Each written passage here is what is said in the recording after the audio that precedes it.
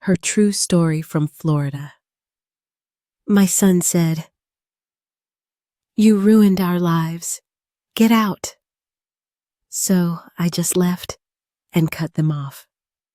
A week later, I received 99 plus missed calls. "You just moved in and already you're ruining everything." My son's voice ricocheted off the hallway walls, slamming into me harder than I thought a voice ever could. I hadn't even unzipped my suitcase.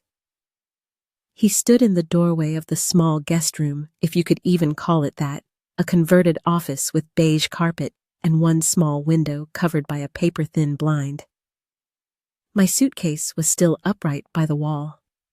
The pillowcase smelled like detergent. Not home. "Because of you," he snapped. "My son doesn't even have his own room anymore." How do you not see the problem here?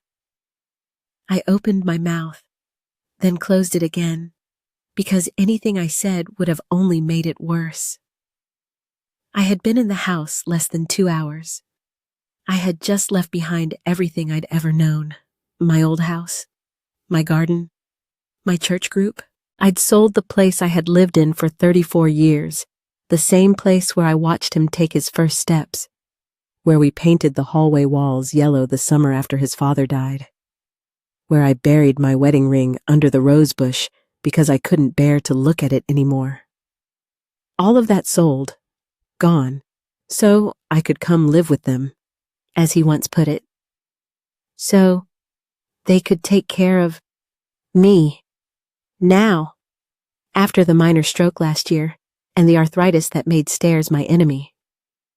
He and his wife had wanted a bigger home, something with a yard, space for their 2 kids, and maybe a little corner for me. But the truth was, they didn't have the money, not even close. So I did what mothers do. I sold my house, cashed in the CD my husband left me, and handed over the down payment. Every cent went toward the purchase of this 2-story in a quiet suburb of Florida, complete with a screened porch, a guest room, and promises. "You'll be part of everything," my son had said when we signed the papers together. "We'll make it work. But promises are cheap when you're not the one paying." Before we continue, please take a moment to like and subscribe.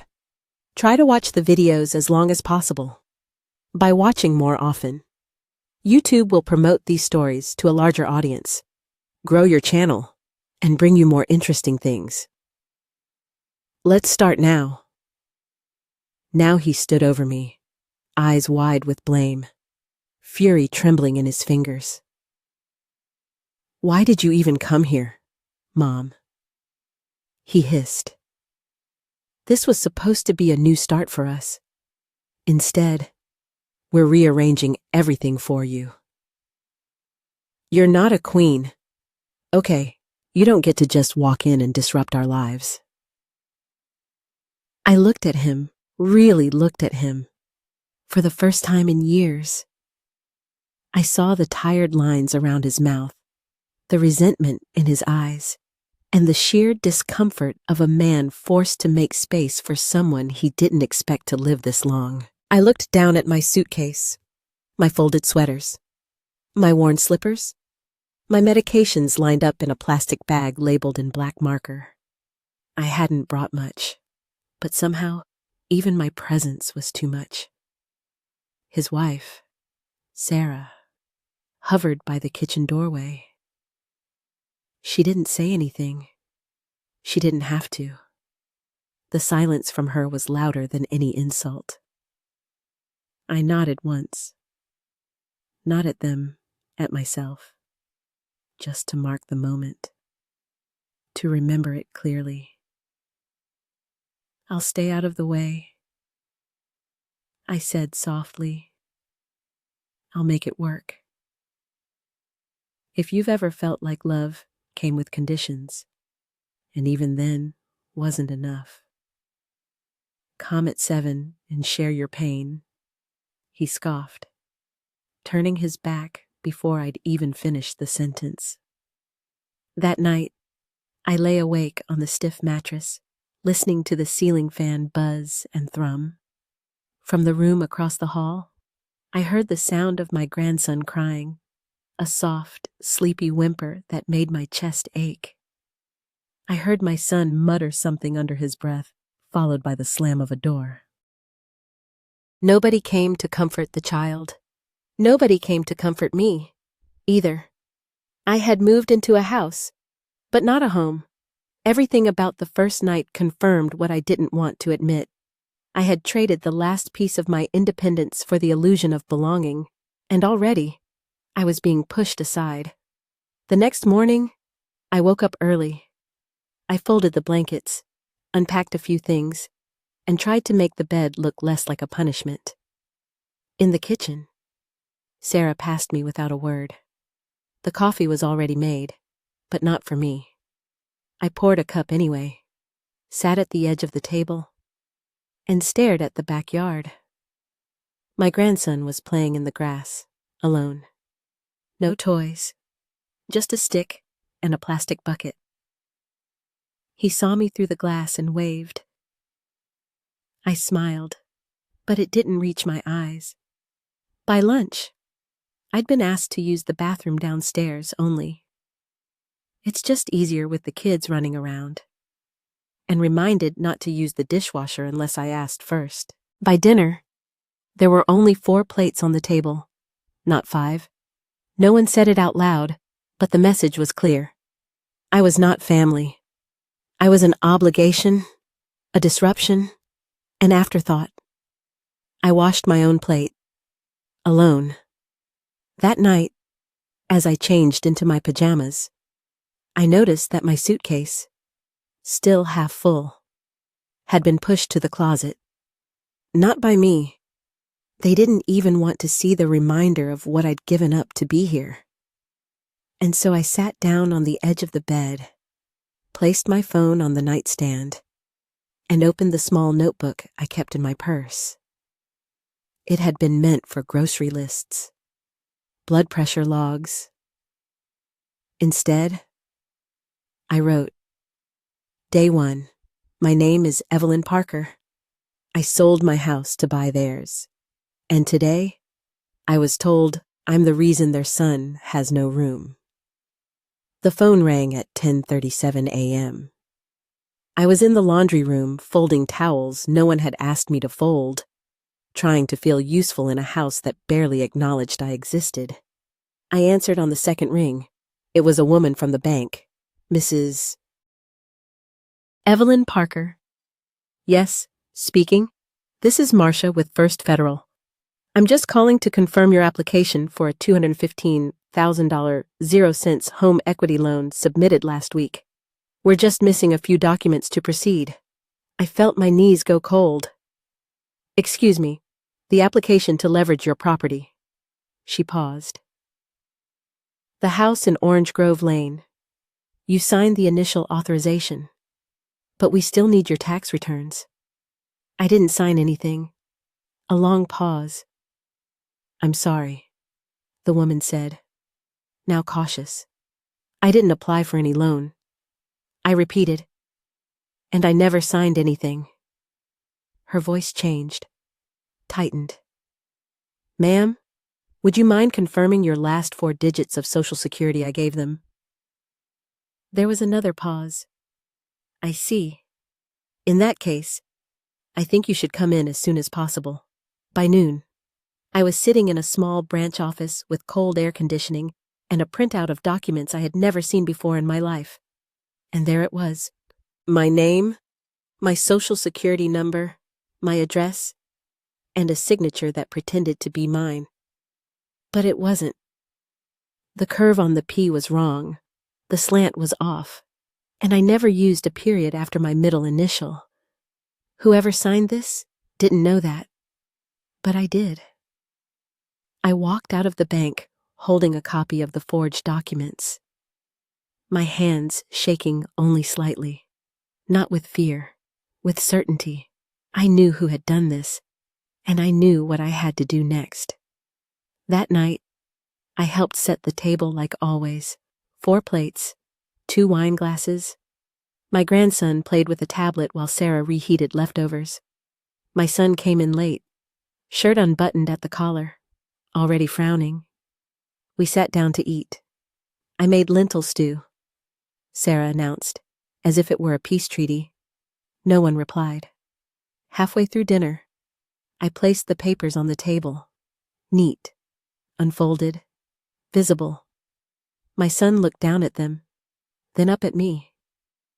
What's this? You tell me, I said. His eyes scanned the header, then the signature. I watched the muscles in his jaw twitch. I got a call from the bank. I said calmly, apparently, I'm applying for a home equity loan. Silence. Sarah put her spoon down. And it turns out, I continued, that someone forged my name to make it happen. Still, he said nothing. I wonder. I said, who would have had access to my social security number, my ID, my trust? My voice was quiet, controlled, surgical. He stood up, slowly. What do you want me to say? He snapped. You live here. It's your house. You're part of this family. Part of this family, I echoed. He glared. Don't turn this into some martyr act. Mom, we're struggling. You know that.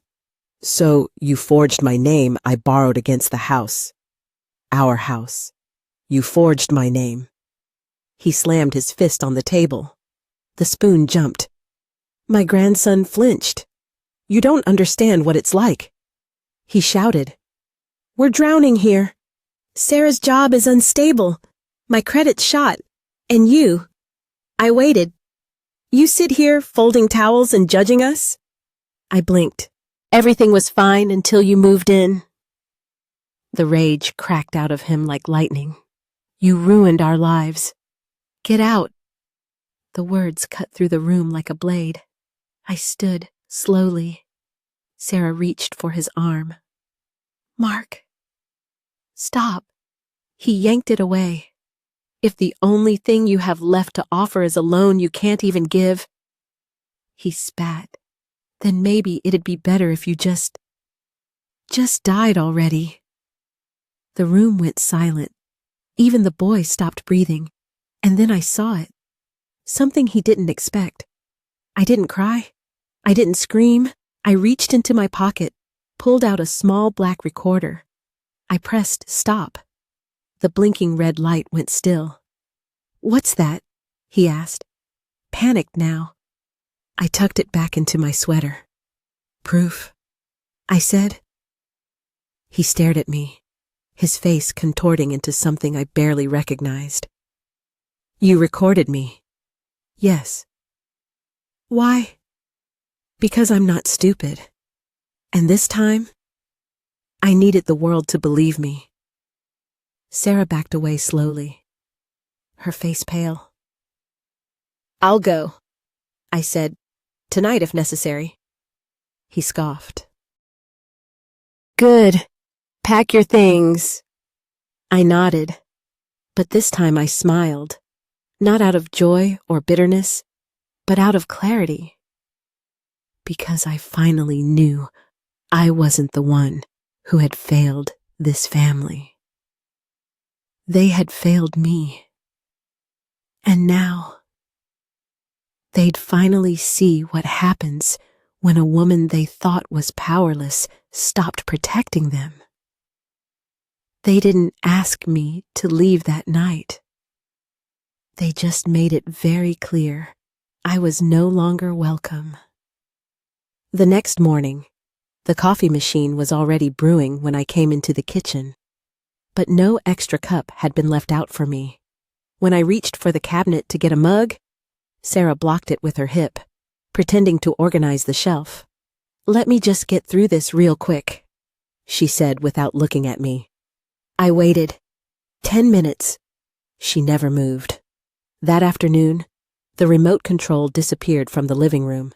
My favorite blanket was accidentally donated to Goodwill. My vitamins were misplaced, then replaced with cheaper generic versions that gave me nausea. By the third day, my access to the kitchen was officially revoked. "It's just easier if we streamline meal prep," Sarah said, eyes glued to her phone. So, I ate cereal from a plastic bowl in my room. At night, I heard whispers from the master bedroom, sometimes angry, sometimes tired. Once the door cracked open, and I caught Sarah's voice, quiet but sharp. "How long do you think she's got left?" "A year. 2 at most." A pause. "I mean, she's already done enough damage." The door closed. My heart didn't break. It calcified. That night, I sat on my bed and stared at the ceiling until sunrise. The next day, I walked 3 blocks to the drugstore and bought a mini voice recorder. Small, discreet, voice-activated. It fit in my coat pocket like a secret. They had taught me to be invisible. Now, I would use it. The first time I used it was accidental. I was sitting at the dining room table, reading a magazine I'd salvaged from the recycling, when Mark walked in on the phone with someone. His tone sharp, urgent. "No," I said. "Use her name again," he snapped. "She doesn't check her credit. She barely knows how to use the internet. Just use the same signature. It worked last time." I didn't move. I didn't breathe. He didn't see the recorder tucked inside my knitting bag, blinking silently. When he walked out, I hit stop. That night, I played the recording back 3 times. Every syllable tightened something in my chest. I thought of the child I had once bathed in a plastic tub, held through fevers, taught to ride a bike on the gravel road behind our first home. Now, he was using my identity like a stolen credit card. I bought a second recorder the next day, just in case the first failed. I started keeping a log. Morning. Sarah tells kids not to talk to me because Grandma's grumpy and mean. Afternoon. Mark slams door after phone call, mutters, "Useless old woman." Evening. They order takeout and don't knock on my door. I wasn't collecting evidence for a court. I was collecting it for me. So no one, not even my own guilt, could convince me later that I'd imagined it all. On the 7th night, I played a clip while sitting on the floor, back against the closet wall. Sarah's voice filled the room, high, clipped, annoyed. She just takes up space. What does she even do all day? "Breathe and judge us," Mark laughed. "Trust me, the moment she's gone, everything will finally run smoothly. This house feels like a coffin with her in it." The silence that followed was worse than the words. They weren't even angry. They were comfortable. Comfortable hating me. I didn't cry because I was hurt. I cried because it made everything clear. This wasn't a bad week or a tough transition. This wasn't about stress or misunderstandings or generational conflict. They didn't love me. They tolerated me, resented me, used me. And now I had proof. The next morning, I smiled when I passed them in the hallway. Not because I'd forgiven them, because I'd decided something. If I was invisible, then they wouldn't see me coming. The file was in the bottom drawer of my suitcase, a battered manila folder with a rubber band around it, and my husband's handwriting fading on the corner. House docs. Do not throw out. I hadn't opened it in over a year. That morning, after another breakfast alone, I sat on the floor of the guest room with the folder spread out before me. The pages were yellowed slightly from age, but they were intact. Deed, title, tax receipts, insurance forms, and there it was in bold. Owner of record, Evelyn M. Parker. No cosigner, no joint ownership, no transfer of title. The house, this house, was still mine. Not in theory, not in some sentimental maternal sense. Legally, fully, unmistakably. I stared at the document for a long time. They thought I had signed it over after the move. I hadn't. There had been talk of it months ago when we were still planning the transition, when Sarah sat beside me on the couch with a polite smile and a printout of real estate options, when Mark had said, "It'll just be easier if the house is under our names. Mom, tax-wise, insurance-wise, nothing less to worry about later." I told them I would. I almost did. But the paperwork required new homeowner insurance under their names, and my age gave us a better premium. So we postponed, and then forgot. Or at least they did. I never signed anything. And now I was glad, so deeply, painfully glad that I hadn't. Because this house, the one they used to whisper about getting rid of her in, the one I was confined in like an aging prisoner, it was mine, paid for with my name, my savings, and my sacrifices. They didn't own the roof over their heads. They were guests in my home, and they didn't even know it. I sat quietly with that realization all afternoon. Not triumphant, not angry, just still. Power. When it returns to your hands after years of being told you have none, is not loud. It is quiet, heavy, and deliberate. That evening, while Mark and Sarah bickered in the driveway over forgotten milk, I made a call. "Is this Thomas Hargrove's office?" I asked the woman on the line. "Yes, may I ask who's calling?" "This is Evelyn Parker." I said, "Tom handled my husband's estate. I'd like to speak to him directly." The woman paused. "Of course, Mrs. Parker." One moment. A click. Then a soft, familiar voice. "Evelyn," he said. "Good Lord. It's been a while. Too long," I replied. We hadn't spoken in nearly 15 years. Not since my husband passed, and Tom helped me navigate the insurance claims and the quiet chaos of widowhood. "How can I help? I need to discuss a property. Mine. It's complicated. I'm listening." I explained everything, slowly, carefully. I told him about the sale of my old house, the down payment, the joint mortgage taken under my name alone, the promises I had made and never legally fulfilled, and what I had discovered, and what they had done. Tom was silent for a beat too long. Then, "I'll be in town Friday. I can stop by with a notary.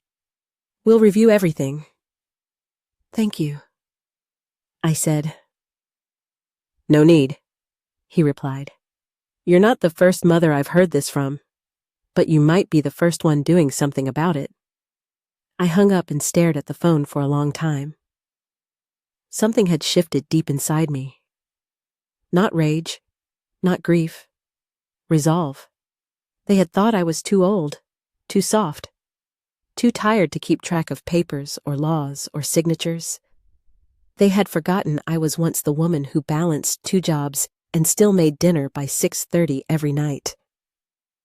They had underestimated the woman who taught their son how to walk without falling.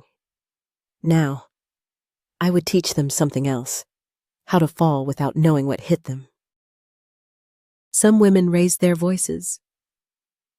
I raised my eyebrows. My children.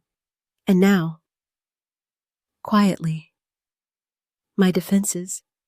The morning after speaking with Tom, my husband's old lawyer, I went to the credit union downtown, a place no one in this house ever thought to ask about. I opened a new checking account under my maiden name, using a P.O. box I'd rented that same morning. I transferred a portion of my retirement savings into it, quietly, cleanly. No one noticed. That same week, I began slowly removing things from the house.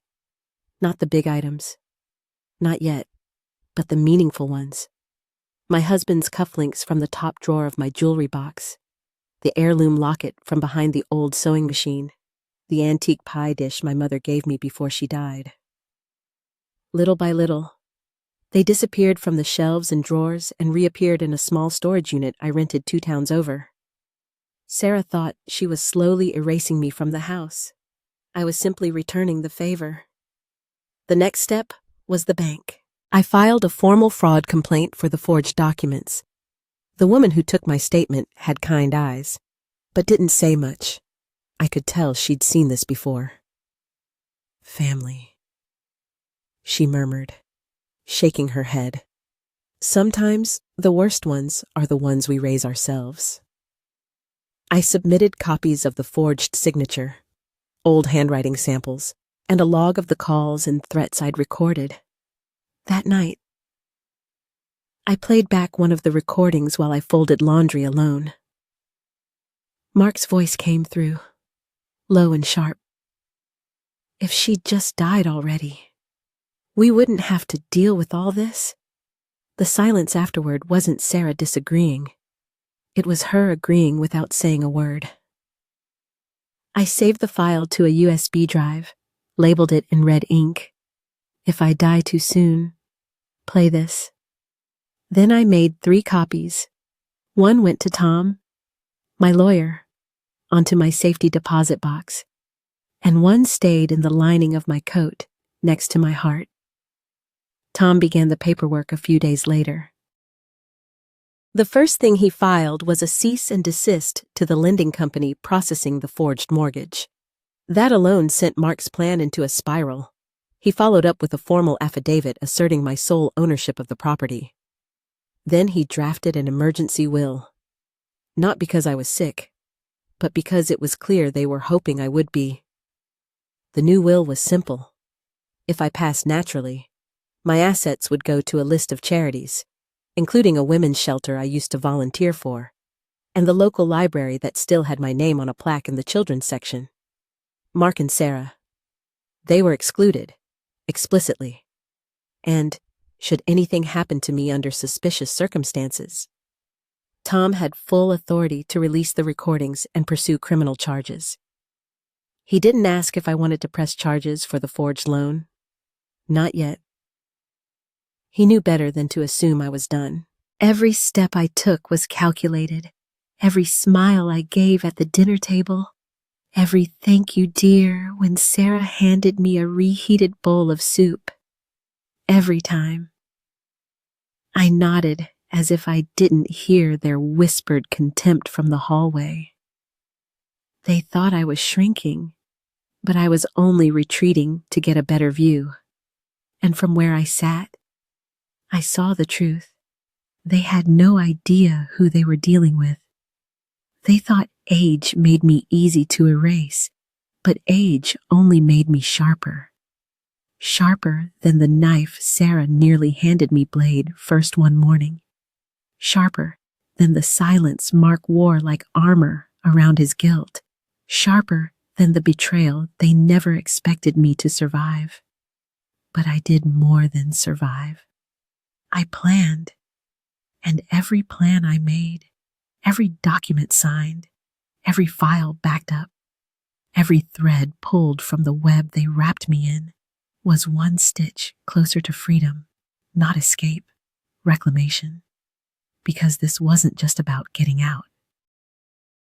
It was about getting everything they thought they could steal from me and taking it back with interest. It happened on a Wednesday. The morning air was still soft with dew when the moving van pulled into the driveway. Silent, discreet, as requested. The driver, a young man with arms full of tattoos and eyes that looked like they'd seen their share of secrets, tipped his cap and said nothing. Just how I liked it. By 7 o'clock. The hallway closet was empty. By 8:15, my suitcases were zipped, stacked, and locked. By 9 o'clock, the last photograph of my husband had been gently wrapped in bubble wrap and placed in the front seat of the car that came to pick me up. I didn't say goodbye. Not because I was angry, because I was done. I had watched this house go from a promise to a prison. Now, it was just a place I used to live. Mark and Sarah weren't home. They had gone out early to meet a financial advisor, likely trying to salvage the crumbling pieces of their plan. I didn't need them to be present for the finale. They'd get the message soon enough. I placed a wooden box on the kitchen table. It wasn't big, but it carried more weight than any of them could imagine. Inside, a printed copy of the deed listing me as sole owner. The formal withdrawal of my initial promise to transfer the bank fraud complaint report, complete with forged signatures and timestamps, 2 USB drives labeled map draw files, Mark and Sarah. One contained the recordings, the other was just a backup. And finally, a letter, neatly typed and signed in blue ink. To whom it may concern. This house no longer belongs to you. It never did. I left the box right in the middle of the table, next to a cold pot of coffee and a stack of unpaid bills. The silence of the house didn't mourn my departure. It sighed in relief. By noon, I was stepping into my new home, a furnished apartment on the 12th floor of a senior living community overlooking the river. Modern, quiet, and warm in ways that had nothing to do with the thermostat. The front desk clerk handed me my keys, smiled, and said, "Welcome home, Mrs. Parker." For the first time in years, I believed it. Everything had already been paid in advance. 12 months of rent, health services, dining credits. My name was on every document. My signature, unforced and free. The apartment smelled like lavender. The armchair by the window was soft and deep. There was no one here to shout, no one to question why I needed space or silence or dignity. Only me. And that, at last, was enough. That night, I sat by the window with a cup of chamomile tea. Below, the city lights flickered like fireflies. I imagined the moment they'd walk through the front door, expecting the same bitter old woman, warming their couch, folding their towels, sitting quietly in her corner. Instead, they'd find nothing but empty drawers, hollow closets, and a box that didn't shout. It proved I didn't run away. I took back what was mine, and I left only what they had earned. Silence, consequence, and a deep, echoing absence where their free ride used to be. It started on the 7th day. 1 missed call, then 2. By noon, a dozen. By the next morning, my phone screen was a wall of red notifications. 99 plus missed calls. Mark no voicemails. Just silence trying to claw its way back into my life. I didn't answer. I didn't block him either. Some things are meant to be seen and felt. Let him stare at that glowing name. Let his thumb hover over the call button again and again. Let the weight of being ignored settle into his gut the way his words once settled into mine like stones. I had nothing left to give him, and now he had everything to lose. On the 8th day, a letter arrived, not handwritten, not personal, a typed notice from the law office handling the credit fraud case. Sarah's name was listed on the formal complaint. Apparently, she had been the one to file the paperwork using my information. Her employer, when informed of the federal investigation, placed her on immediate leave. By the end of the week, she was unemployed. I didn't gloat. I didn't cheer. But I did feel calm. Actions have consequences, especially when the person you called useless keeps the receipts. The calls didn't stop. Mark tried different numbers, texted things like, "We need to talk. It was never meant to go that far. We're in over our heads." Please. One message simply read, I'm sorry, Mom. But he wasn't sorry for what he did. He was sorry he lost control, and I had no intention of handing it back. I crafted my reply carefully. I didn't send it immediately. I waited until I could reread it without trembling, until the words didn't sting my tongue. Then I attached an audio file, one of the recordings where he said, plain as day, if she'd just died already, this would be so much easier. And beneath that, I typed a single message. You were once the child I loved most, but the man you've become, I don't recognize him. I hit send. Then I muted the thread. 2 days later, I received a voicemail. Mark's voice cracked at the edges. Mom, please, just tell me you're okay. I didn't mean what I said. We were stressed.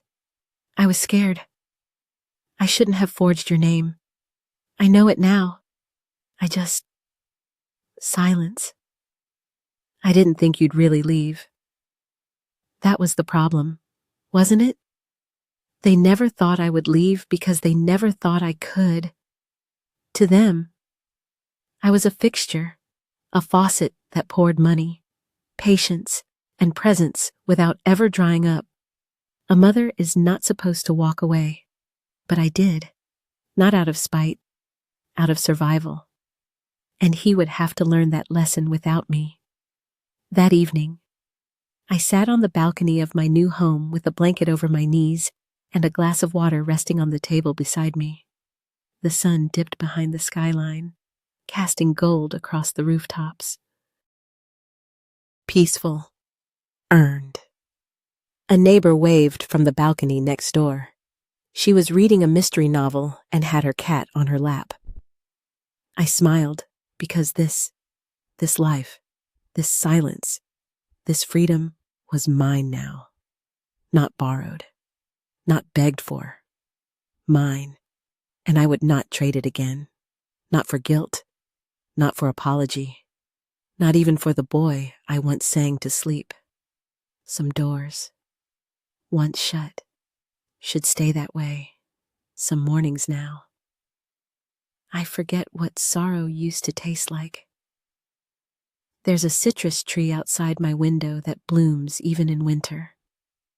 I sip my coffee and listen to the birds bickering over crumbs, and I marvel, not at the silence, but at the absence of weight, that invisible weight I carried for decades, the guilt, the hesitation, the quiet ache of being needed and never thanked. I used to believe motherhood meant erasing yourself, that the best mother was the one who became heir everywhere and nowhere, holding up everyone else, but never seen. I don't believe that anymore. After I moved into the senior residence, I gave myself a small promise to say yes more. I said yes to watercolor classes, yes to poetry readings at the local library, yes to a weekend bus trip to Savannah, where I ate shrimp and grits by the harbor and danced barefoot on a balcony with women who had stopped asking permission to be joyful. It wasn't long before I had a drawer full of brochures, Greece, Portugal, Montana, Japan. I didn't care if my knees ached or if I needed to pack extra pills. I had time. I had savings. And for the first time in my life, I had no one waiting to tell me I couldn't. I joined a travel group for women over 60. Golden Miles, they called it. There were 10 of us on that first trip, all in wide-brimmed hats and orthopedic shoes. But we were not delicate. We were fierce. We laughed like teenagers on the cliffs of the Amalfi Coast. We whispered old secrets under the cherry blossoms in Kyoto. And we cried quietly together at the Anne Frank house in Amsterdam. Not because we were sad women, but because we were alive women. Every morning, I woke up somewhere new. I reminded myself I am not a ghost. I am not a burden. I am not waiting to die. I'm living, and I'm finally doing it for me. On a cruise through the Danube, I met a man named Samuel. He was from Maine, widowed like me, polite in the way old men used to be, pulling out chairs, saying, "Ma'am," but with a quiet sadness behind his jokes. We ended up seated beside each other at dinner. I asked if he wanted the last roll. He said, "Only if you'll take half." And somehow, that's how it began. Not with sparks or sweeping gestures, but with gentle consideration. He told me about his wife, gone 10 years now, about the daughter he raised alone, who now lived too far and called too little. I told him about Mark, but only some parts, the ones that didn't leave bruises. Samuel didn't ask for more than I offered, and I loved him for that. By the end of the cruise, we'd spent every breakfast side by side. We read books on the same bench, shared dessert, held hands under the stars. It wasn't a love that consumed. It was a love that steadied. When we got back, we didn't promise forever, just that we'd write and maybe travel again. But that was enough. More than I ever expected. One afternoon back in Florida, a letter came. It was from Jean again, the friend who had first told me about Mark's divorce. Inside was a smaller envelope, sealed. I opened it and found a handwritten note. "Dearest Evelyn, Mark came by, said he wanted your address. I didn't give it to him, but I told him something else. Your mother is doing better than I've ever seen her. He looked like someone just told him the sun would never rise again. Just thought you'd like to know. Love, Jean." I didn't laugh. I didn't cry. I simply sat with it. That knowledge. That shift. He had lost access to the one person who had always believed he could be more. And now, I no longer needed him to be. I spend my days now painting more, poor, but happily. My roses still look like red cabbages. My clouds sometimes resemble potatoes, but they make me laugh. I've picked up French again, just for fun. I've started baking with almond flour, even though I hate it just because I can. I've become the woman I wish my mother had gotten to be. Not because I'm lucky, but because I finally stopped asking to be allowed. I didn't seek revenge. I didn't scream. I didn't shame.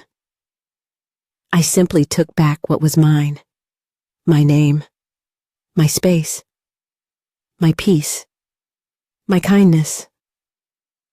And I placed it in the hands of the only person who had truly earned it, me. Have you ever felt like they only loved you when you were giving? When your hands were full of meals, of money, of answers. When you were the one holding the family together, quietly, like glue, invisible but essential. But the moment you stopped, the moment you needed something back, you disappeared. The room got quieter. Their eyes turned colder. The love you thought was unconditional. Suddenly, it came with terms. If you've ever been there, sitting at a dinner table that used to feel like home, now feeling like an unwanted guest. If you've ever laid awake at night asking yourself, was I only loved when I was useful? Do they miss me, or just what I used to give them? Let me tell you something. You are not alone. And more importantly, you are not done. Your worth does not expire with age. It does not fade when your hands get tired or your knees start to ache. It is not tied to what you can do for others, how many times you said yes, or how long you stayed silent to keep the peace. Your worth is in your memory, in your stillness, in the way you knew all along and waited for the right moment to speak, because silence is not weakness. And power, real power, it doesn't need to shout. Sometimes the strongest person in the room is the one they never saw coming. The quiet one, the polite one, the one they underestimated until she walked away with everything they thought they owned. We've been called burdens. We've been called selfish for finally saying no. We've been told to be grateful, to be quiet, to stay in our place. But here's the truth. Dignity doesn't ask permission and kindness. True kindness is never owed. It's given freely, and it can be taken back when it's abused. So if you're watching this and you're carrying a story inside of you, a betrayal you've never spoken aloud, a sacrifice they never thanked you for, a moment where someone you love deeply chose to forget your humanity, know this. It's never too late to speak, to remember, to reclaim, to start again, not as who you were for them, but as who you've always been for yourself. You are not just a mother, not just a grandmother, not just the extra at the table. You are the main character, the keeper of stories, the witness of truth. And when you speak, the world finally listens. Subscribe to Grandma True Stories, because here, we don't whisper the truth anymore. We remember it, we speak it, and we live what's left with fierce, undeniable grace. Revenge has no expiration date, and neither does dignity.